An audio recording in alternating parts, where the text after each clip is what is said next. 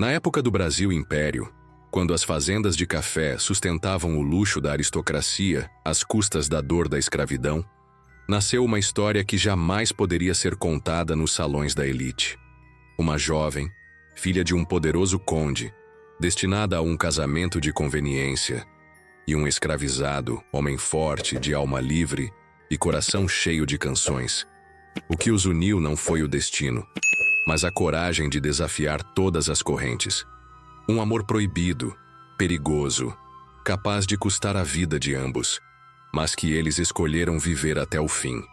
Hoje você vai conhecer a paixão secreta de Isabel e Joaquim, um romance que floresceu nas sombras e que incendiou o coração de uma época marcada por correntes e silêncios. Assista até o final e descubra como dois jovens ousaram desafiar um império inteiro em nome do amor.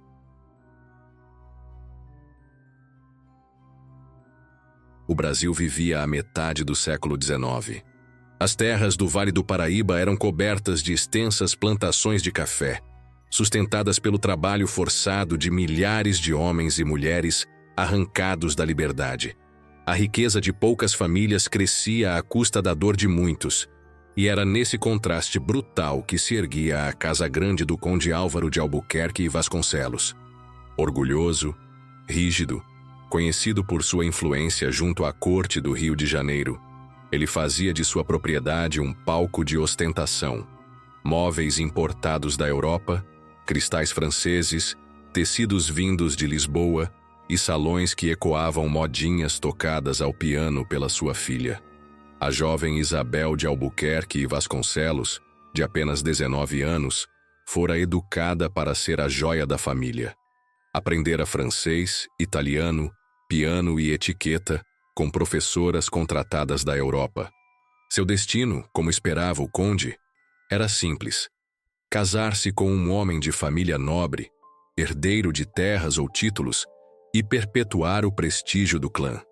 Ainda assim, Isabel trazia em si algo que escapava aos planos do pai: um coração sensível às injustiças, uma curiosidade silenciosa diante da vida dos que viviam para servir.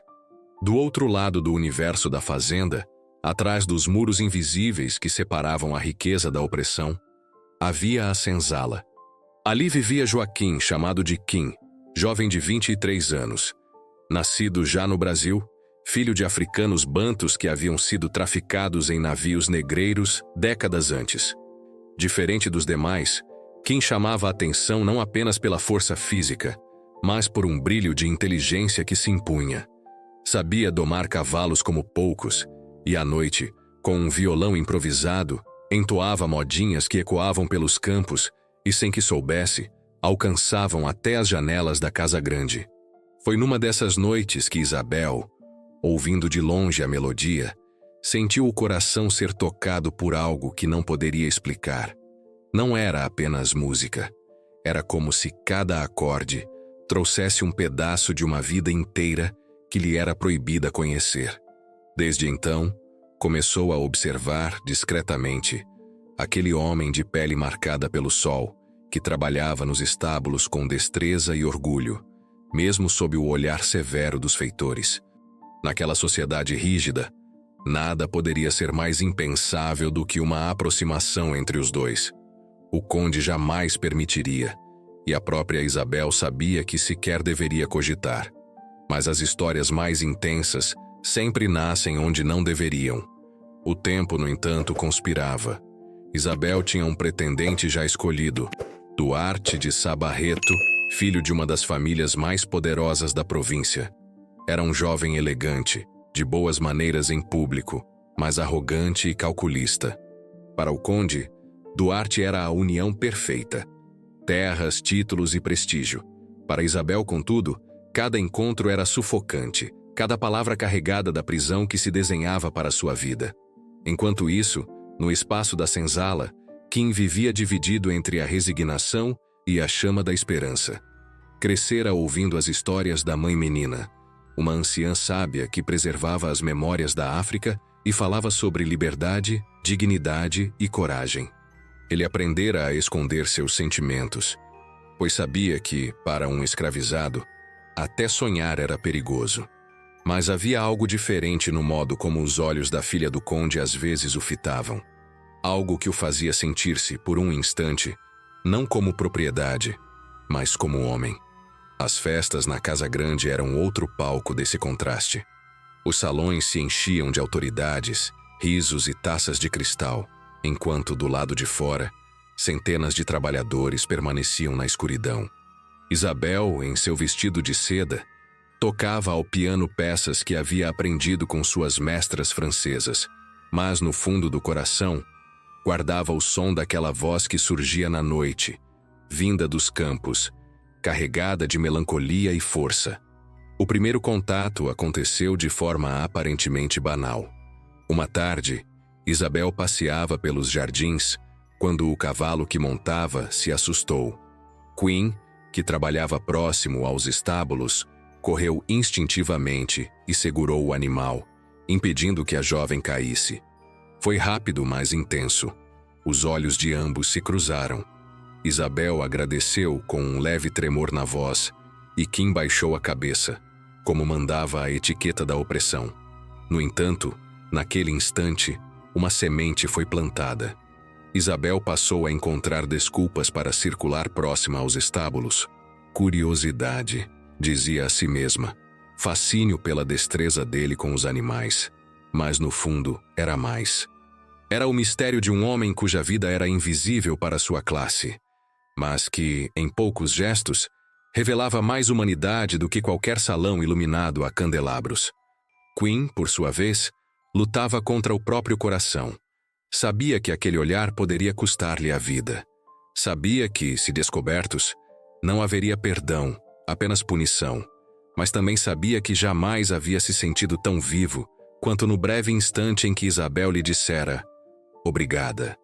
Naquele mundo dividido entre a Casa Grande e a senzala, o destino começava a traçar linhas perigosas. A filha do conde e o escravizado que ousava sonhar estavam prestes a desafiar as correntes mais pesadas do Brasil Império, não apenas as de ferro, mas as invisíveis, forjadas pelo preconceito, pelo poder e pelo medo. Era apenas o começo de uma história que mudaria para sempre suas vidas. Depois daquele primeiro encontro no jardim, nada voltou a ser o mesmo para Isabel. As manhãs na Casa Grande, outrora monótonas, agora eram permeadas por uma inquietação que ela não sabia explicar. Enquanto lia seus livros franceses ou praticava ao piano, sua mente se desviava para os estábulos, para os campos, para aquele instante em que os olhos de Joaquim haviam encontrado os seus. Nos dias seguintes, passou a criar pequenas desculpas para circular pelos arredores das cavalariças. Às vezes dizia estar interessada em observar o cuidado com os animais. Outras vezes apenas caminhava pelos jardins fingindo distração. Kim, sempre atento, mantinha a postura rígida de um escravizado, cabeça baixa, silêncio respeitoso, mas seus olhos não conseguiam esconder por completo o brilho de curiosidade quando Isabel se aproximava. O que começou como olhares furtivos, logo se transformou em gestos sutis. Um bom dia, dito em voz baixa, um sorriso contido, uma troca rápida de palavras sobre o estado de um cavalo ou a beleza da tarde.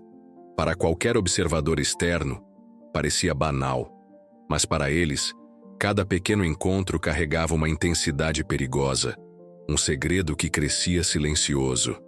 Isabel, acostumada à vida regrada e previsível da aristocracia, descobria em Kim algo completamente novo. Ele não falava muito, mas cada palavra parecia carregar o peso de uma vida inteira.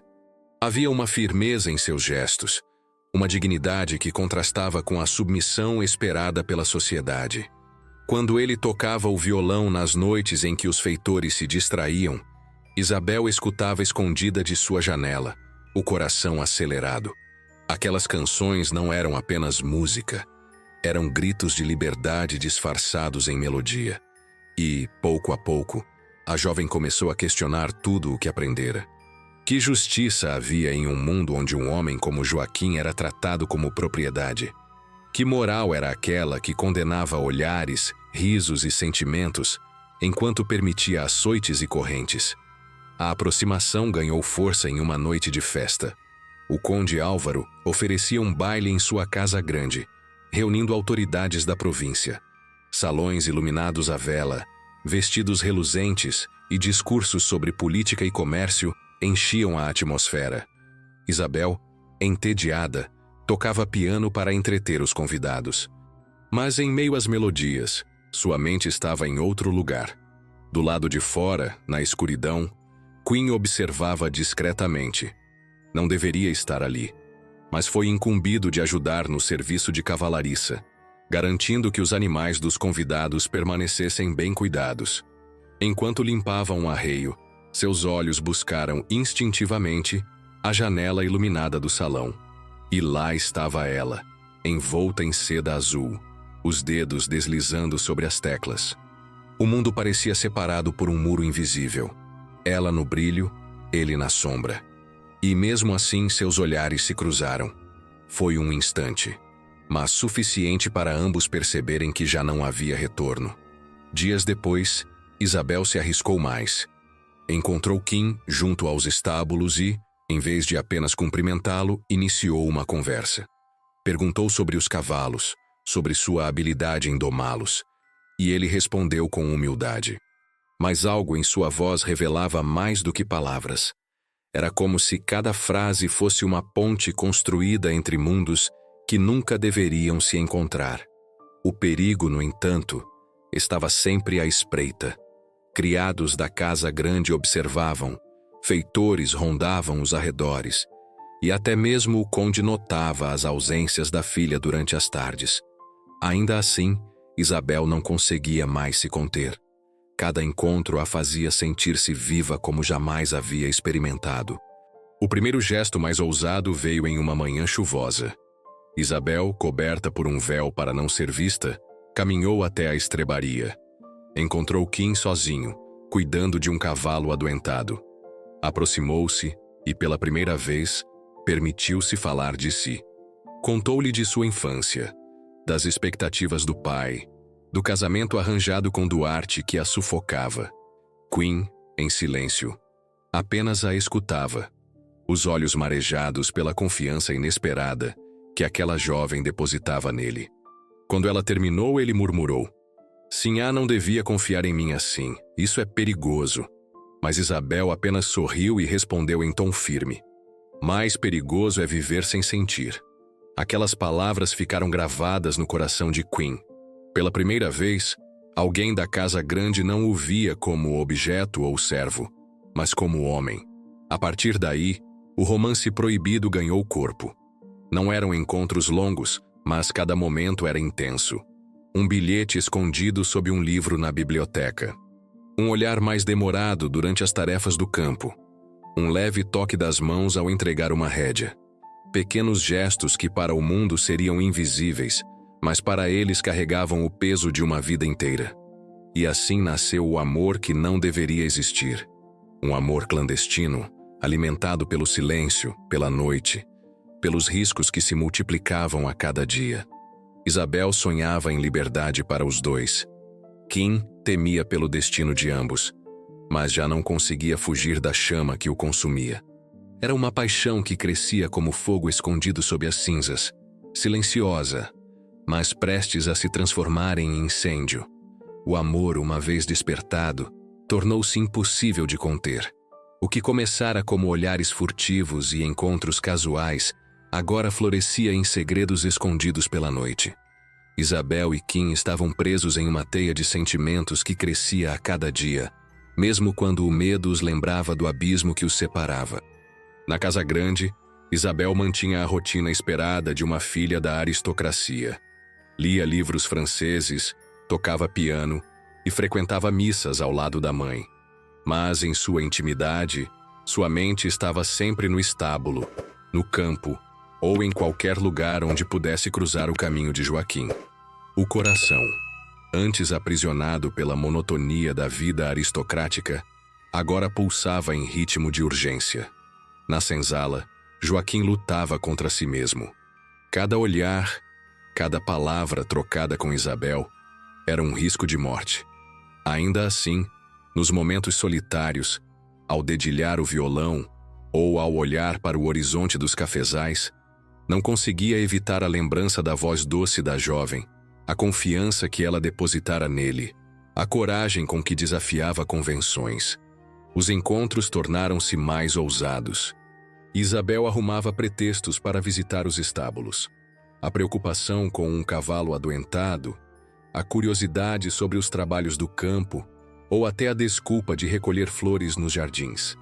Cada passo era cuidadosamente calculado para não chamar atenção. Mas, quando finalmente encontrava Kim, o tempo parecia parar. Foi numa tarde silenciosa que os dois tiveram a primeira conversa mais longa, longe dos olhos vigilantes.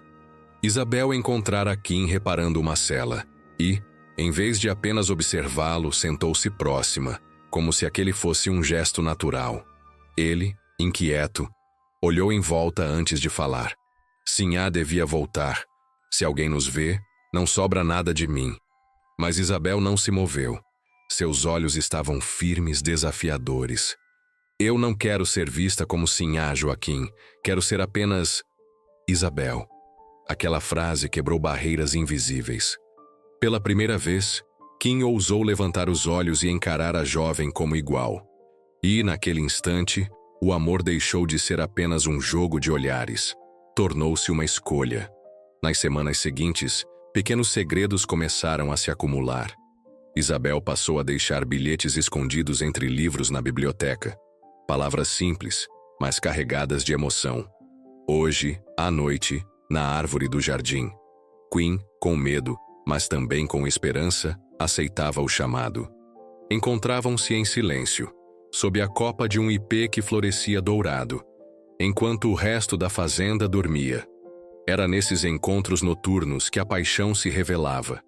Isabel falava de seus sonhos, de como odiava o casamento arranjado com Duarte de Sabarreto. Contava-lhe sobre os livros que lia, sobre as músicas que aprendia. Kim, por sua vez, falava de sua infância na senzala, dos castigos injustos, das histórias que a velha mãe menina lhe contava sobre a África e da esperança de um dia viver como homem livre. Cada palavra compartilhada os unia ainda mais. Para Isabel, era como se descobrisse um novo mundo. Um mundo escondido sob o silêncio da senzala. Um mundo que a elite fingia não existir. Para Kim, era o reconhecimento de sua humanidade, algo que lhe era negado todos os dias. Mas o amor nunca floresce sem espinhos. O perigo crescia a cada encontro. Criados cochichavam sobre as ausências de Isabel. Duarte, o pretendente, começava a perceber a indiferença da jovem, e o conde ficava cada vez mais rígido com suas regras.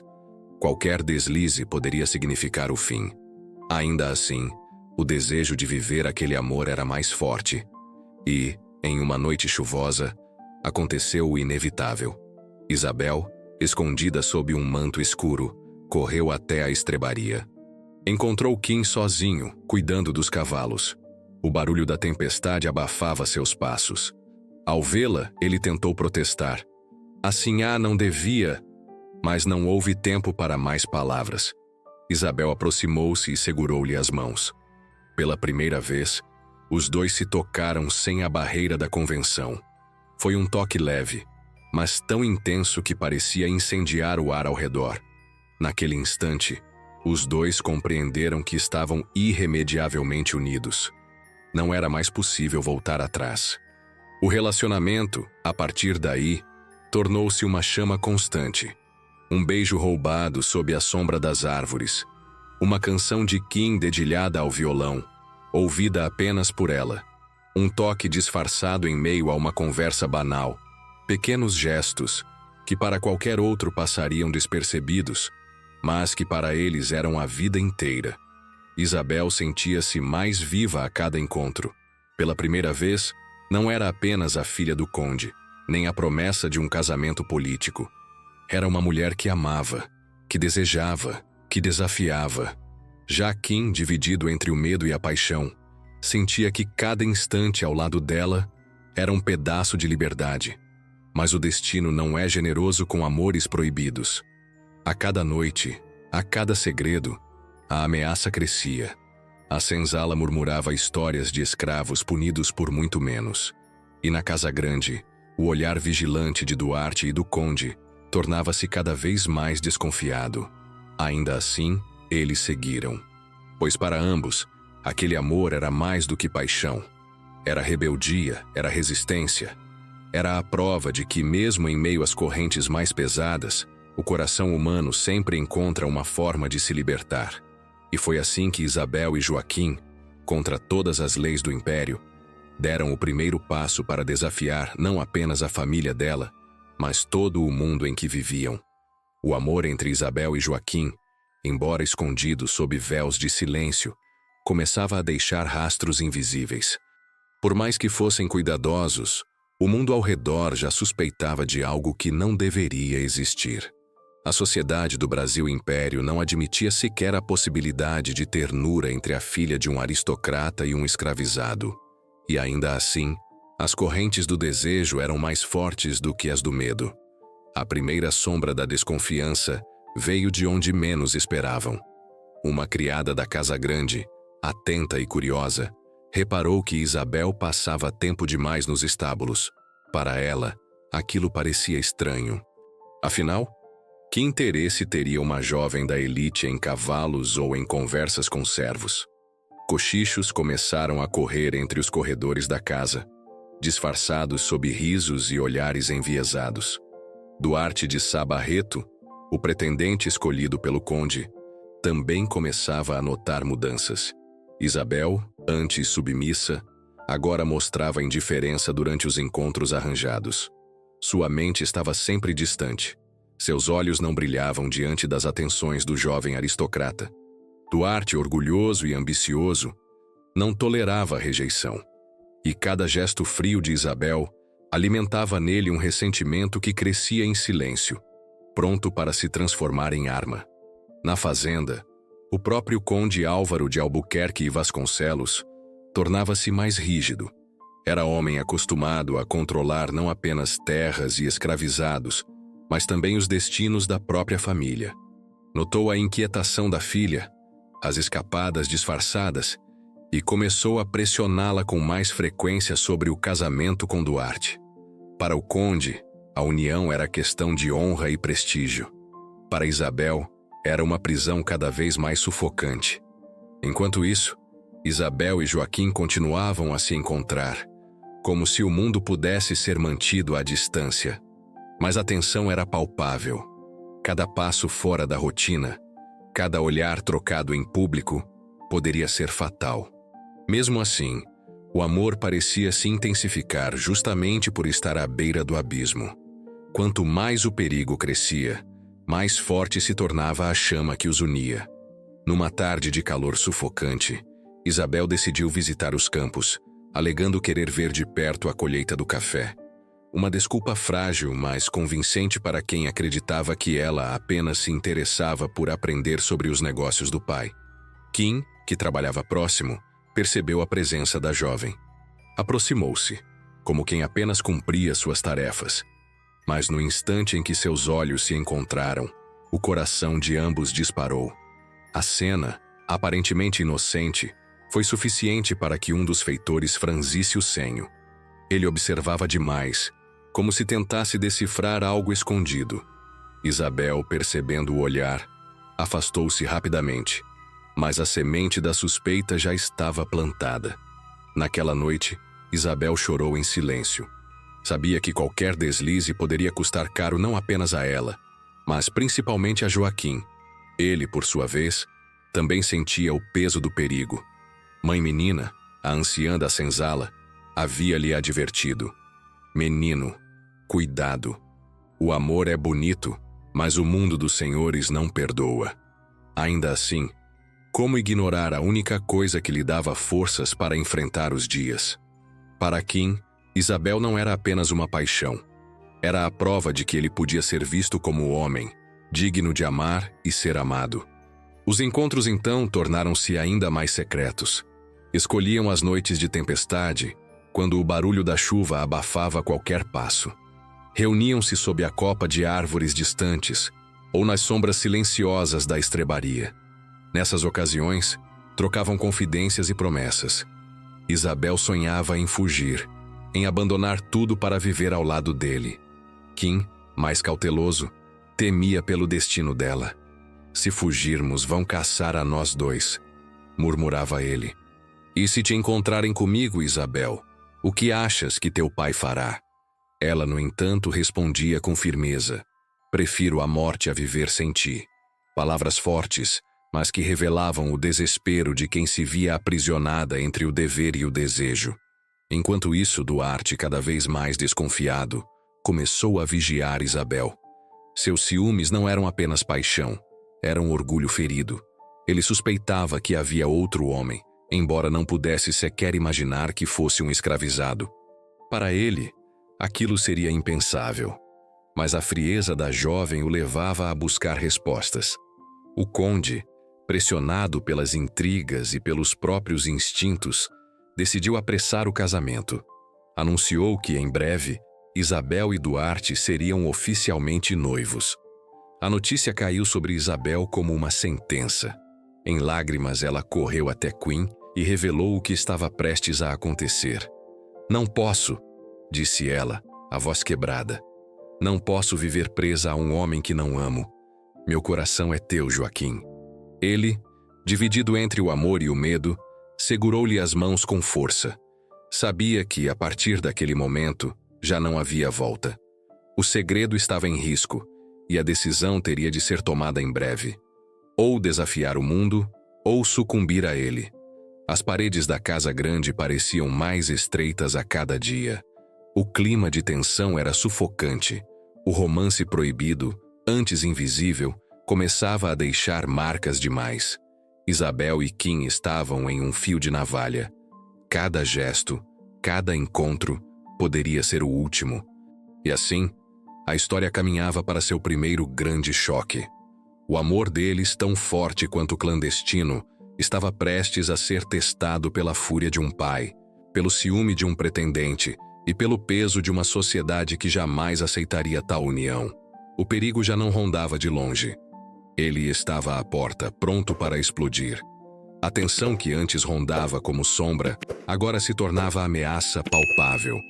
O romance secreto entre Isabel e Joaquim havia resistido a olhares suspeitos, a cochichos nos corredores e ao peso das convenções. Mas a verdade é que nenhum amor proibido consegue se manter oculto para sempre. E naquele cenário de intrigas e poder, o segredo deles estava prestes a explodir.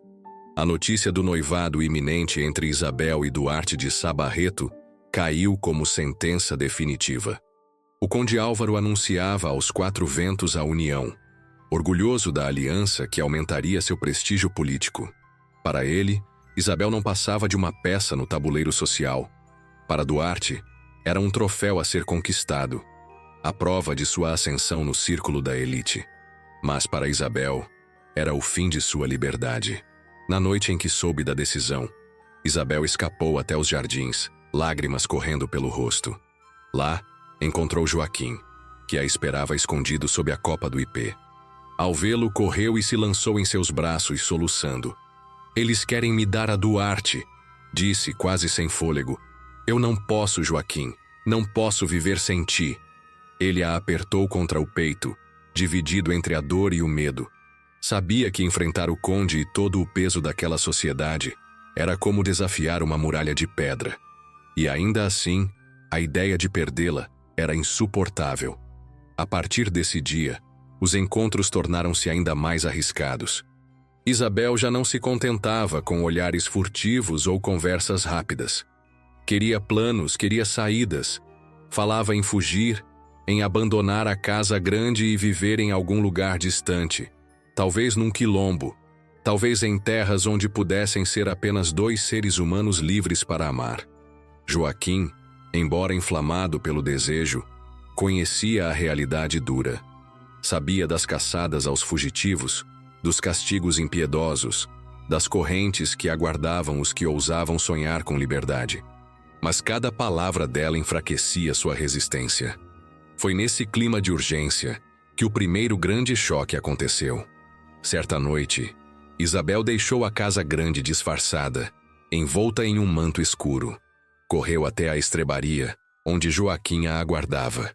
Entre sussurros e promessas, ela lhe deu um beijo mais longo e desesperado do que os anteriores. Mal sabiam que não estavam sozinhos. Um criado, desconfiado dos passeios noturnos da jovem, os havia seguido. De longe, à meia luz, testemunhou o que jamais deveria ter visto. A filha do conde, herdeira de uma das maiores famílias da província, beijando um escravizado. No dia seguinte, o cochicho percorreu a senzala e os corredores da casa grande como fogo em palha seca. O segredo não era mais apenas deles. O criado, temeroso de represálias, hesitou em revelar o que sabia. Mas Duarte, atento e desconfiado, percebeu as conversas abafadas. Com astúcia, pressionou o servo até arrancar-lhe a confissão. O jovem aristocrata não acreditou de imediato. Para ele, a ideia era absurda. Mas a raiva se misturou ao orgulho ferido. Se fosse verdade, seria o maior ultraje que poderia sofrer. Duarte decidiu investigar por conta própria. Passou a seguir Isabel discretamente, a observar seus passos. E numa noite o inevitável aconteceu. Flagrou à distância um novo encontro entre ela e Joaquim, sob a árvore do jardim. Viu o toque das mãos, viu o brilho nos olhos, e a verdade caiu sobre ele como lâmina afiada. Furioso, jurou a si mesmo que destruiria Joaquim. Para Duarte não se tratava apenas de ciúme, mas de honra. Um escravizado ousar tocar a mulher que lhe estava prometida era uma afronta que, em seus olhos, só poderia ser lavada com sangue. Sem perder tempo, correu até o conde Álvaro. Revelou-lhe, em tom carregado de indignação, o que havia presenciado. «Vossa filha desonra vosso nome, conde», disse a voz fervendo, «e o faz nos braços de um escravo». As palavras ecoaram como trovão. O conde, homem de temperamento duro, empalideceu. A honra de sua família, seu prestígio, sua autoridade, tudo parecia ameaçado. A raiva o consumiu. Mandou chamar feitores e ordenou que Joaquim fosse vigiado de perto. Naquela noite, Isabel percebeu o olhar sombrio do pai. Ele não disse nada, mas havia uma rigidez incomum em sua postura. O coração dela gelou. Sentiu que a verdade já não estava mais segura. E tinha razão. No dia seguinte, Joaquim foi arrancado dos estábulos e levado à senzala sob vigilância. O conde não lhe aplicou castigo imediato, mas a mensagem era clara. Estava sob suspeita. Para Isabel foi um tormento. Viu-o de longe, cercado de feitores, e sentiu a alma se despedaçar. Sozinha em seu quarto, chorou como nunca antes. Pensava em fugir naquela mesma noite, em arrancá-lo das correntes, em desafiar o mundo. Mas sabia que qualquer passo precipitado poderia significar a morte dele. Joaquim, por sua vez, sofria em silêncio. O medo o consumia, mas o amor lhe dava forças. Não se arrependia de nada. Se tivesse de pagar com a vida por aqueles momentos ao lado dela, pagaria. Mas no fundo ainda sonhava com a chance de viver esse amor até o fim. O romance, antes segredo, agora estava na beira do precipício.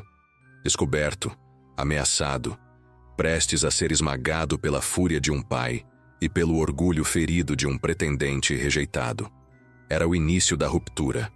O amor dele sobrevivera ao silêncio, mas agora enfrentaria o peso do mundo real. E, no Brasil Império, quando honra e poder eram ameaçados, a justiça raramente caminhava ao lado do coração. A casa grande mergulhava em silêncio pesado, como se todos os corredores sussurrassem um segredo proibido. O conde Álvaro, ferido no orgulho e na honra, tornara-se ainda mais severo. Sua filha, até então intocada pela disciplina do pai, agora era vigiada de perto. Isabel, outrora livre para passear pelos jardins e estender as manhãs ao piano, passara a viver trancada entre quatro paredes, como prisioneira da própria família. Para ela, a dor não era apenas a do confinamento, mas a de saber que Joaquim estava marcado. Não havia dúvida de que o pai tramava seu destino. Poderia vendê-lo a fazendeiros distantes, Poderia mandá-lo ao tronco para dar o exemplo, ou até algo pior. Cada dia era uma contagem regressiva para a tragédia. Joaquim, por sua vez, suportava a tensão na senzala. Não havia castigo imediato, mas havia vigilância constante.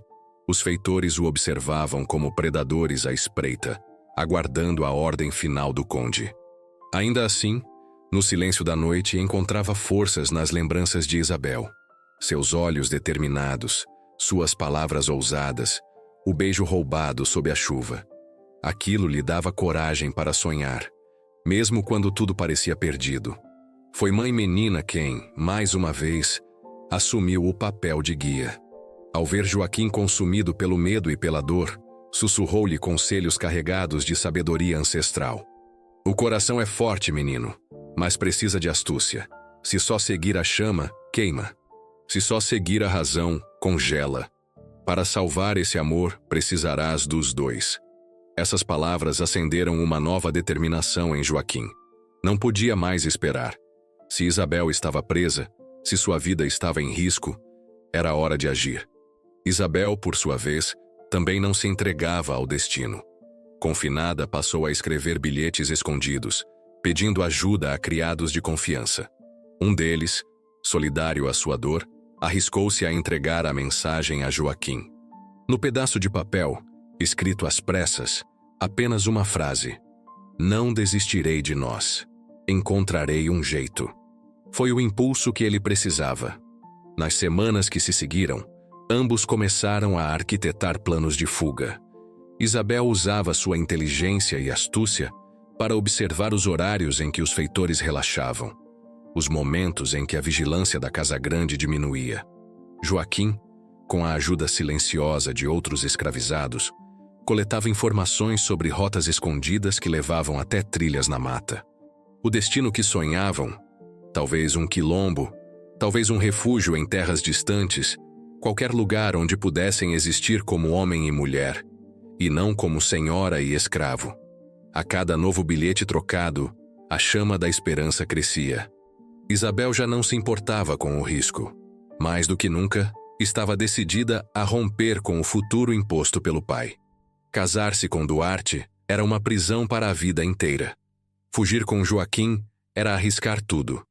Mas pelo menos seria uma escolha feita com o coração. Enquanto isso, Duarte, ferido pelo desprezo da jovem, não descansava.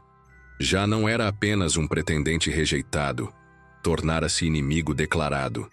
Em conversas venenosas, pressionava o conde a tomar medidas duras contra Joaquim.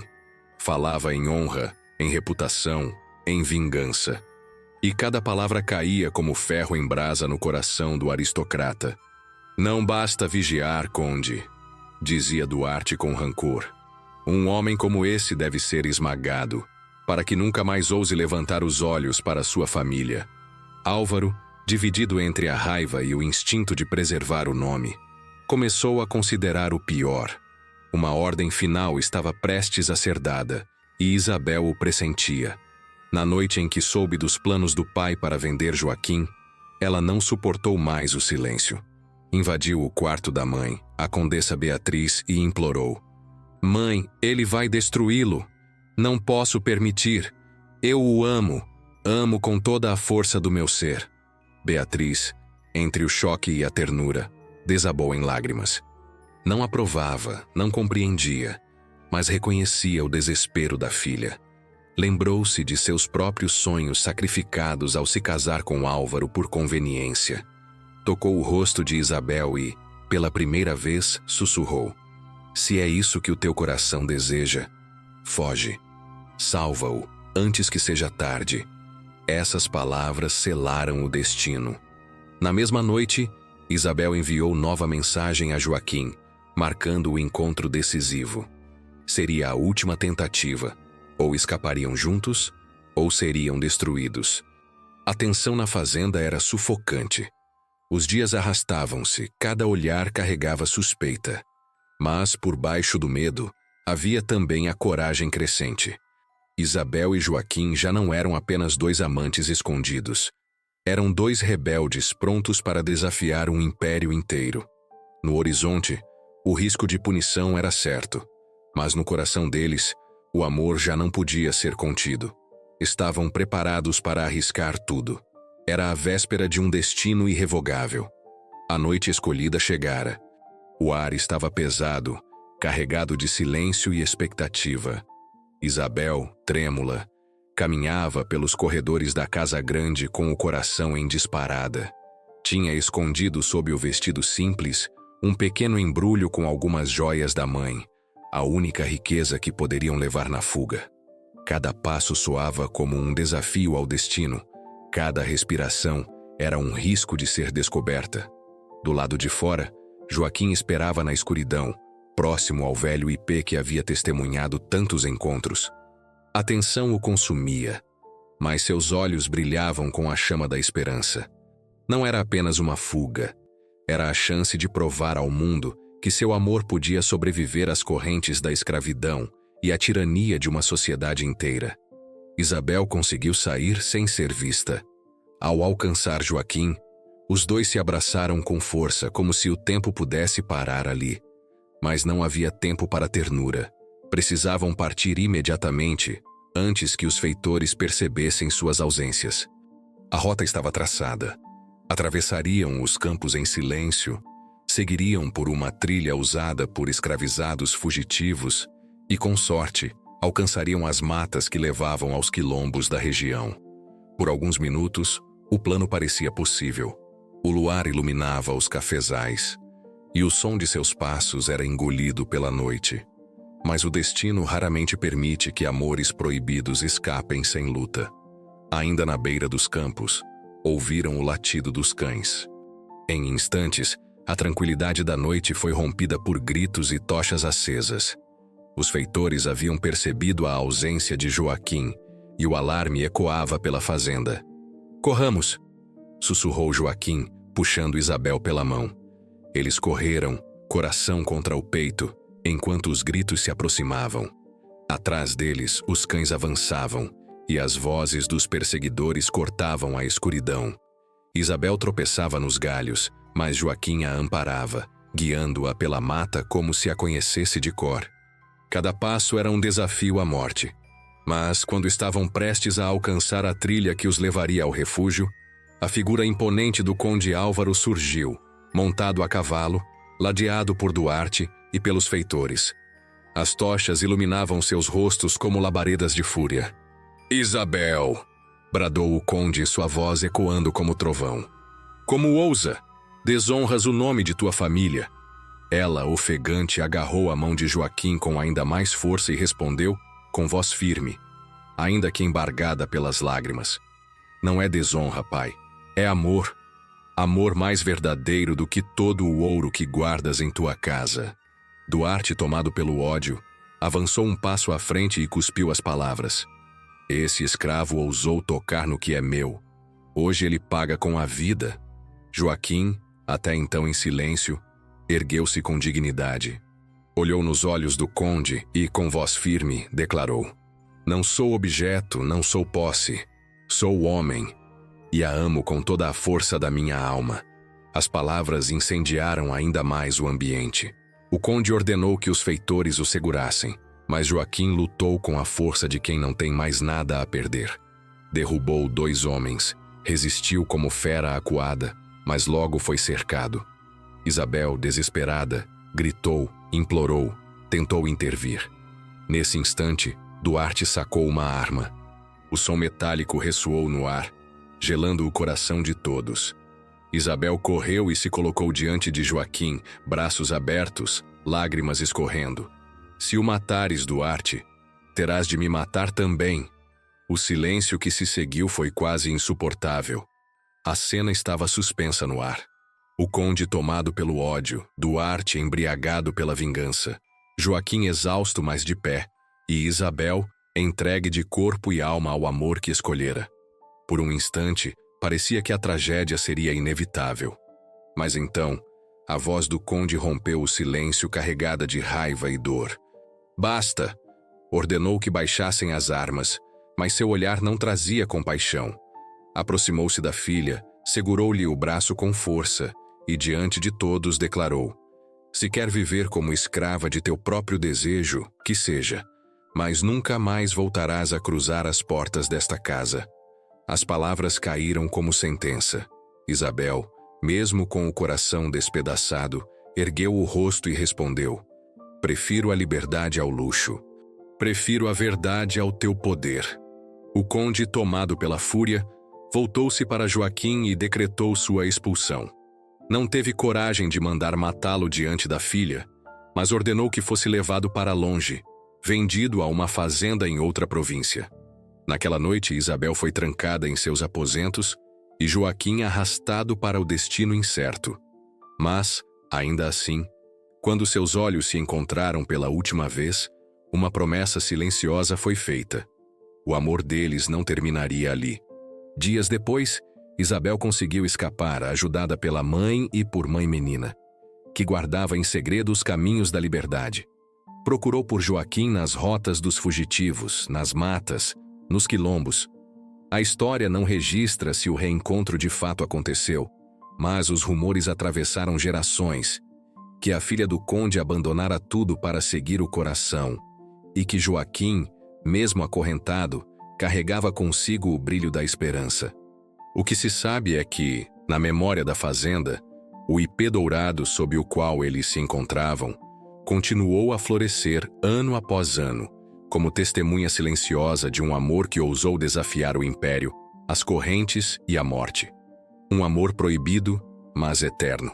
Assim, terminou a história de Isabel e Joaquim. Um amor impossível aos olhos da sociedade do Brasil Império, mas que resistiu como chama viva contra todas as correntes. Mais do que romance, foi rebeldia. Foi ato de coragem. Foi prova de que o coração humano não se curva nem mesmo diante das leis mais cruéis. A escravidão marcou nosso país com dor e injustiça, mas também deixou memórias de resistência, dignidade e de amores que ousaram existir, mesmo proibidos. Que essa narrativa nos faça refletir. Até onde você iria por um amor verdadeiro? Até onde aceitaria desafiar o mundo para viver o que sente? Se essa história tocou você, deixe seu comentário contando se já viveu ou conheceu um amor considerado impossível. Inscreva-se no canal para não perder os próximos romances emocionantes que irão arrepiar sua alma.